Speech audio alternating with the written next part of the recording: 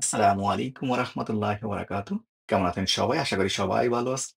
আজকে আমি আপনাদেরকে দেখাচ্ছি কিভাবে অল্প সময়ে খুব সহজে মুরগির মাংস রান্না করবেন।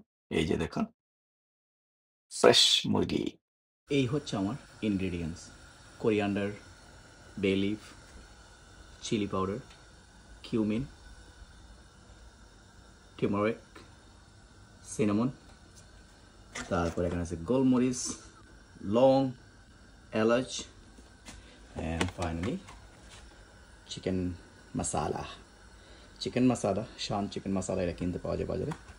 এখানে এখানে দেওয়া আছে কীভাবে ইউজ করবেন। তারপরে অবভিয়াসলি পেঁয়াজ, মরিচ। মরিচটা ডিপেন্ড করবে আপনি কতটুকু জাল করবেন, আর পেঁয়াজ যত বেশি দেবেন ততই মজা লাগবে। তারপরে আমি অলরেডি অ্যাড করেছি এখানে আদা রসুন বাটা। এটা আগে থেকেই আদা রসুন বাটা ছিল 2 টেবিল স্পুন। এই যে, তারপরে তেল দেবো এখানে পরিমাণ মতো। যত বেশি তেল দেবেন ততই মজা লাগবে, বাট বেশি তেল কিন্তু স্বাস্থ্যের জন্য ক্ষতিকর, সো পরিমাণ মতো দিতে হবে। আমি আপনাদেরকে পরিমাণগুলো বলবো কী কী দিয়েছি আমি এখানে এবং কতটুকু দিয়েছি। সো প্রথমেই 2টা পেঁয়াজ অবভিয়াসলি, তারপর 2টা কাঁচামরিচ। কাঁচামরিচটা ডিপেন্ড করবে আপনি কতটুকু জাল করবেন, যেহেতু আমার বাচ্চারা খাবে এই জন্য আমি মাত্র 2টা কাঁচামরিচ দিয়েছি। তারপরে আধা চামচ হলুদ, তারপরে হচ্ছে কোয়ার্টার চামচ মরিচের গুঁড়া, তারপরে দিছি পরিমাণ মতো তৈলটা পরিমাণ মতো দিতে হবে। তারপরে আমি দিছি 3টা এলাচ, তারপর হচ্ছে 3টা লং, 4টা গোলমরিচ, তারপরে হচ্ছে 2টা দারচিনি, একটা তেজপাতা, তারপরে আছে আমার 2 টেবিল স্পুন আদা রসুন বাটা। তারপরে এগুলো আমি এখন মিক্স করব একসাথে।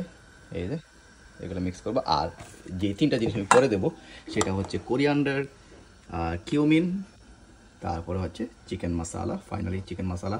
আর লবণটা আমি অ্যাড করব একটু পরে, আগে এগুলো মিক্স করে নিই। এই যে এগুলো মিক্স করব, তারপরে আমি লবণ দেবো।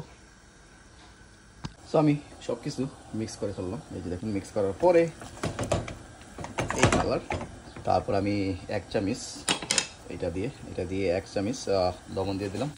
আমরা এই পিঙ্ক সল ইউজ করি। এই পিঙ্ক সল স্বাস্থ্যের জন্য খুবই ভালো।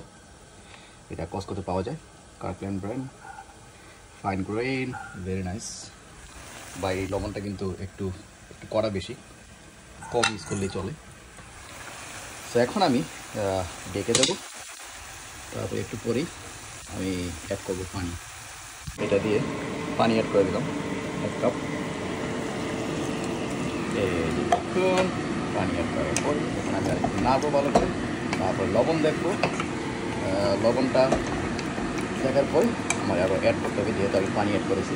এই হচ্ছে আমার সব কিছু দেওয়া কিন্তু শেষ। জিরার গুঁড়া, তারপর হচ্ছে ধনিয়ার গুঁড়া এবং মুরগির মশলা, যেটা আমি একটু আগে দেখেছি আপনাদেরকে, সব কিছু দেওয়া শেষ। এখন আমি ডেকে দেবো এবং এভাবে 10 মিনিট, 10 থেকে 15 মিনিট আমি জাল দেবো। একেবারে মিডিয়ামে দেবো এখন। এই যে মিডিয়াম।